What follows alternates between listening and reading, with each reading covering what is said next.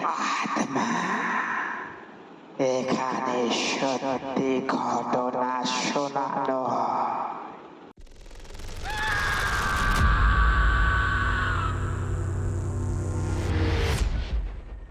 Hello বন্ধুরা, সবাই কেমন আছো? আশা করছি সবাই খুব ভালো আছো এবং সুস্থ আছো। আমি আছি বাবান তোমাদের সাথে।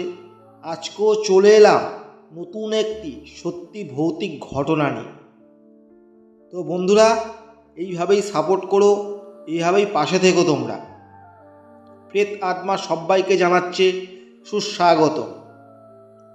এর আগের বারে কমেন্ট করেছে বর্ধমান থেকে বাপি হাজারি। তো আপনাকে অসংখ্য ধন্যবাদ।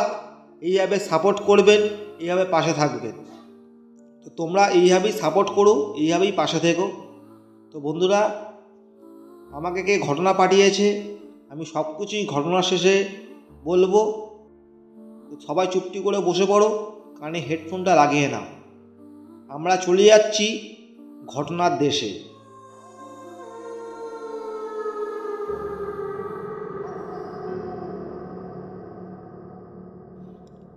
আমাকে ঘটনা পাঠিয়েছে সুমন দাস, বাড়ি হচ্ছে ক্যানিং। তো সে ঠিক যেভাবে আমাকে বলেছে ঘটনাটা, আমি ঠিক চেষ্টা করছি সেইভাবেই পুরোপুরি তুলে দেওয়ার। তো আমি সুমন, আমার বাড়ি ক্যানিং। তো ঘটনাটা ঘটেছে আমার দাদুর সাথে, মানে বলতে পারো ঘটনাটা ঘটেছে আমার সাথেই। ঘটনাটা আমার দাদু এর সাথে জড়িত। তো তিনি আর বেঁচে নেই। ঘটনাটা ঘটেছিল প্রায় আজ থেকে 10 বছর আগেকারের ঘটনা। তো আমার বাড়ি ক্যানিংয়ে। তো আমার দাদুর বাড়িও ক্যানিংয়ে থেকে কিছুটা ভিতরের দিকে, জায়গার নাম আমি উল্লেখ করছি না। তো এরকমই আমার দাদুর বয়স তখন 60 বছর। তো শরীরটা একটু খারাপ হয়ে গিয়েছিল, মানে বয়স হলে যেটা হয় আর কি। তো হঠাৎ শুনলাম যে খুবই বাড়াবাড়ি। তো যার জন্য বাড়ি থেকে আমাকে বলা হলো দাদুকে দেখতে যাওয়ার জন্য। তো আমিও দেখতে গেলাম দাদুকে।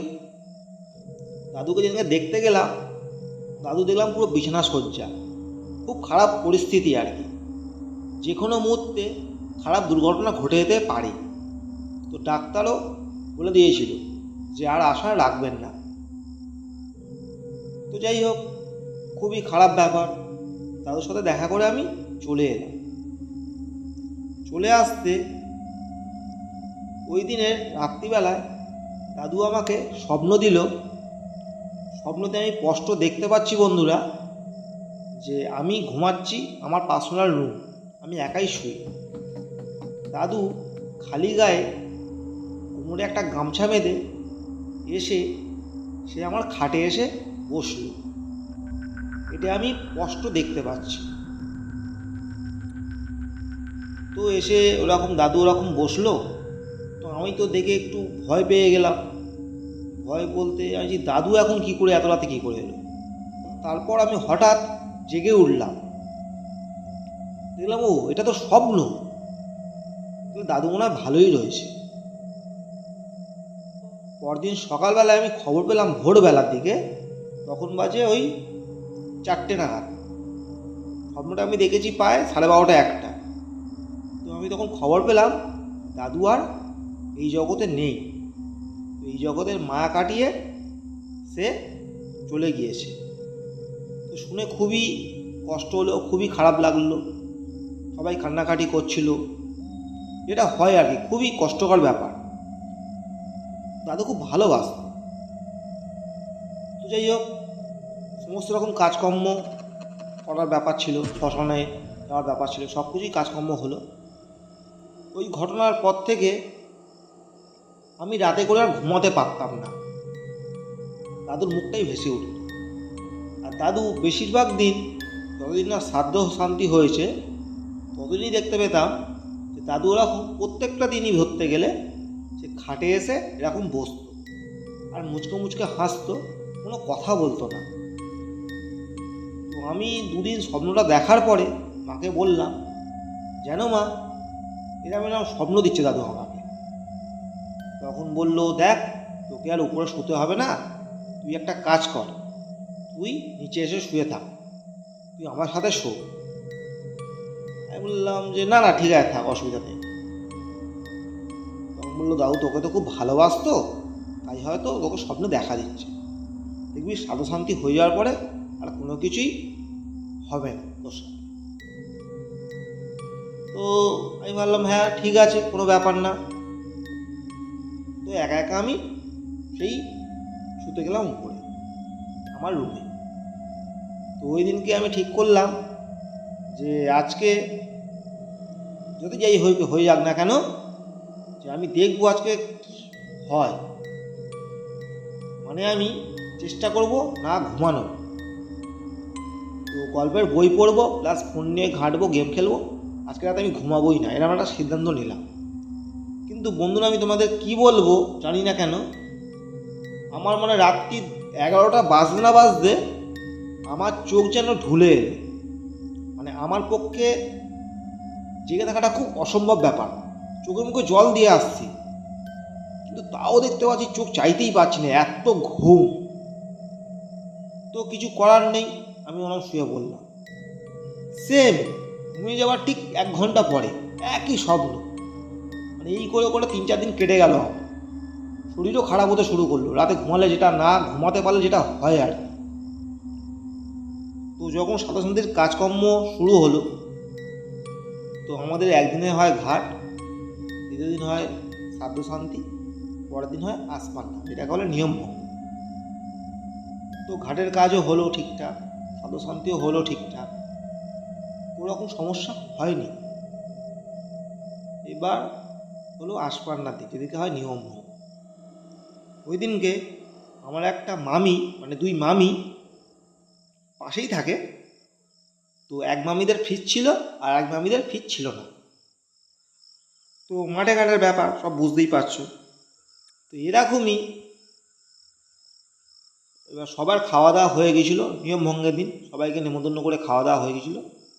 তো কিছু জিনিসপত্র বেঁচে গিয়েছিল, যেমন মাছ মাংস এগুলো তো করতে লাগে, বেঁচে গেছিলো।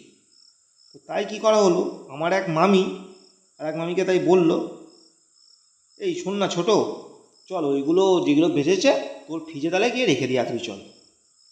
বললো যে হ্যাঁ দিদি চলো, কোনো অসুবিধা নেই। বলে 2 মামি 2 হাতে মাছ, এক হাতে এক মামি মাছ নিয়েছে, এক হাতে মাংস নিয়েছে, নিয়ে বেশি দূর হেঁটে যাওয়ার পথও বেশি দূর নয়, 20-25 পা হেঁটে গেলেই আর কি সেই মামির বাড়ি। তো সেই মামির বাড়িতে রাখতে যাবে বলে ঠিক করেছিল।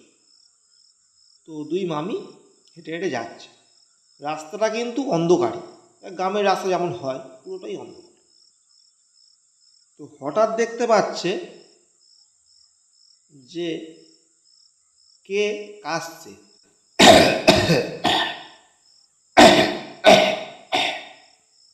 ঠিক এরমভাবে কে যেন কাশছে।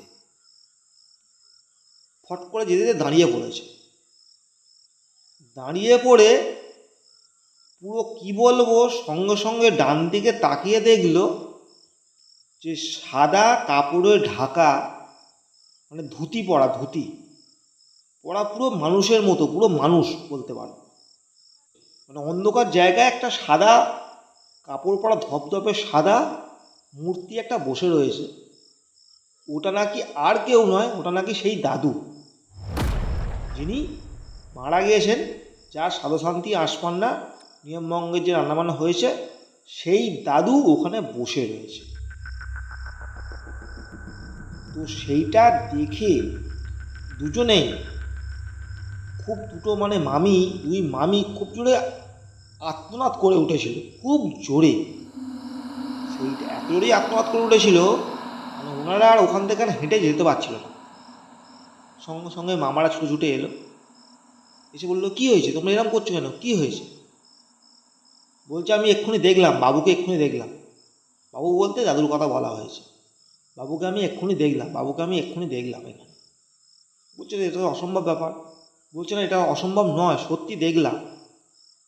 তখন আবার দুই মামা ঘরে নিয়ে চলে গেল। তো তার পরদিন থেকে আর কোনো রকম কোনো কিছু হয়নি। তবে এটা তাহলে কী দেখা দিয়েছিল, দাদু তাহলে এটা কিসের ইঙ্গিত দিতে চাইছিল? তো বন্ধুরা, ঘটনাটা পুরো একদম সত্যি ঘটনা, এটা ঘটেছে আমার সাথে। তো সেটাই পুরোটাই আমি তুলে ধরলাম। তো প্রেতাত্মা অনেক বড় হোক এই কামনাই করি। সবাই খুব ভালো থাকুক এবং সুস্থ থাকুক। তো সুমন, তোমাকে অসংখ্য ধন্যবাদ এরকম একটা ঘটনা পাঠানোর জন্য। জানি না কতটা ভালো বলতে পেরেছি। তোমরা এইভাবেই সাপোর্ট করো, এইভাবে পাশে থেকো। তোমাদের সাপোর্টটা সত্যি খুব দরকার। তো যারা যারা নতুন আছো, যারা শুনছো, তারা কিন্তু অবশ্যই সাবস্ক্রাইব করে দিয়ে পাশে থাকবে। সবাই খুব ভালো থেকো এবং সুস্থ থেকো। আজকের মতো টাটা, গুড নাইট।